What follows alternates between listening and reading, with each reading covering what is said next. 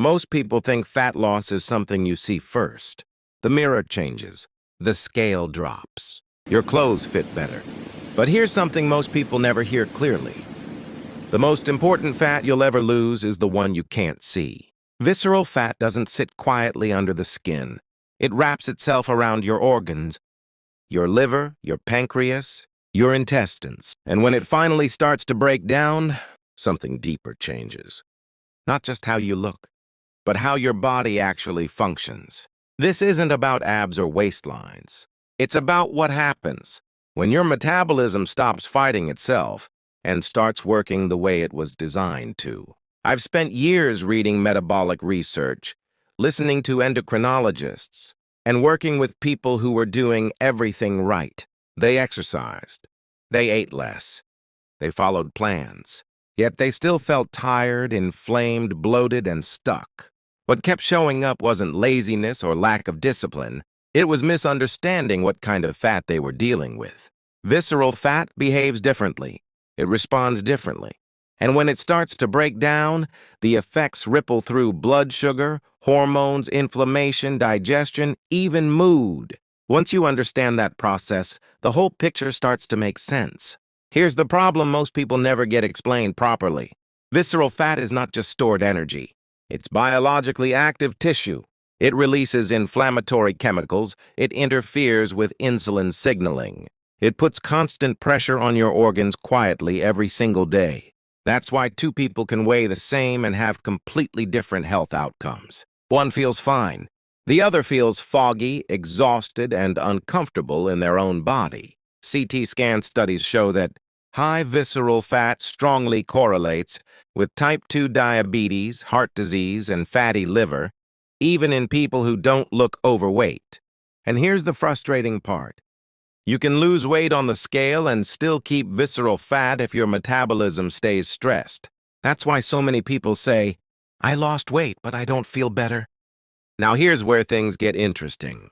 When visceral fat finally starts to break down, the body doesn't just shrink, it reorganizes. Hormones shift, inflammation lowers, energy systems wake up. So let's walk through exactly what happens, step by step. No fitness myths, no motivational noise. Just real biological changes. And how to support them so the process keeps moving instead of stalling. Visceral fat is highly sensitive to hormones, especially insulin and cortisol. Subcutaneous fat, the fat under your skin, is relatively passive. Visceral fat is reactive. When your internal environment changes, visceral fat notices fast. Research shows that even modest improvements in insulin sensitivity can trigger visceral fat breakdown before visible fat loss appears. That's why some people notice better blood sugar numbers, improved digestion, or more stable energy before their body looks different. Think of visceral fat like clutter inside an office building. You don't see it from outside, but once it's cleared, everything inside runs smoother.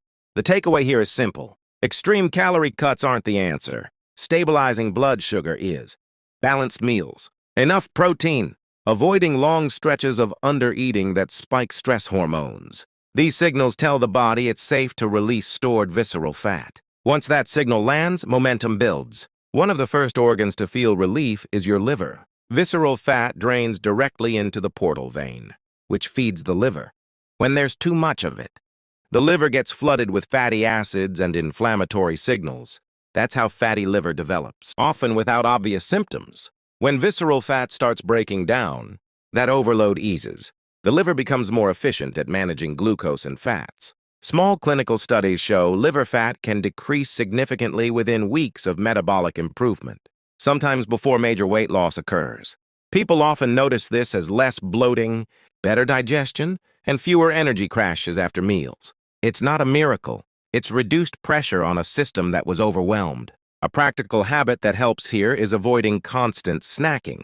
Give your liver clear windows between meals so it can process what's already there. Consistency matters more than perfection. When visceral fat breaks down, inflammation doesn't disappear overnight, but it drops quietly. This is why people often say things like, "I'm sleeping better. My joints hurt less. My face looks less swollen. My stomach feels calmer." One study in the Journal of Clinical Endocrinology showed that reducing visceral fat led to measurable drops in systemic inflammation markers, even without dramatic weight loss. It's like turning down background noise you didn't realize was exhausting you. Simple habits support this shift. Walking after meals, sleeping enough, eating whole foods with natural fats. You don't need to push harder. Calm consistency works better here. This is where many people feel the biggest internal change. Visceral fat interferes with insulin and leptin, the hormones that regulate blood sugar and fullness. When visceral fat declines, those signals start working again. Hunger becomes clearer. Cravings feel less aggressive. You stop thinking about food all day. Cortisol plays a role too.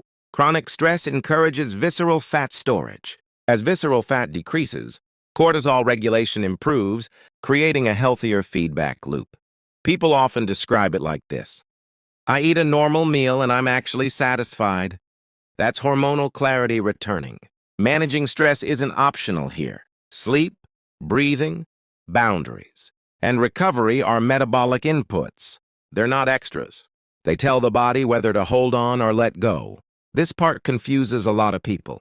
They say, I feel better, but I don't look that different yet. That's a good sign. When visceral fat breaks down, mitochondria, your cellular energy producers, work more efficiently. Cells respond better to insulin. Fuel gets used instead of stored. Research shows improved mitochondrial function often happens before visible fat loss.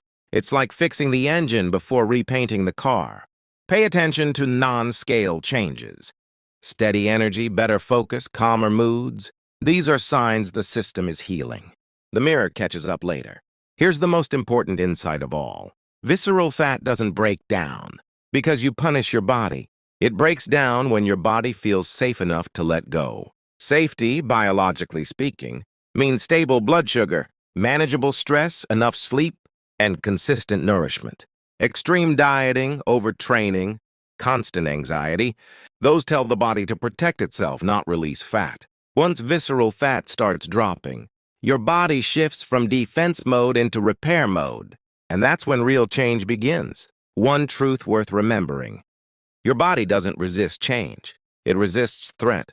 Remove the threat and change becomes natural. Picture how this feels over time. You wake up with more energy. Meals don't knock you out. Your waist feels less tight even if the scale hasn't moved much yet. You're not fighting hunger all day. You're not obsessing over food or exercise. Your body feels more cooperative. This isn't dramatic. It's quiet. But it's sustainable, and that's what makes it powerful.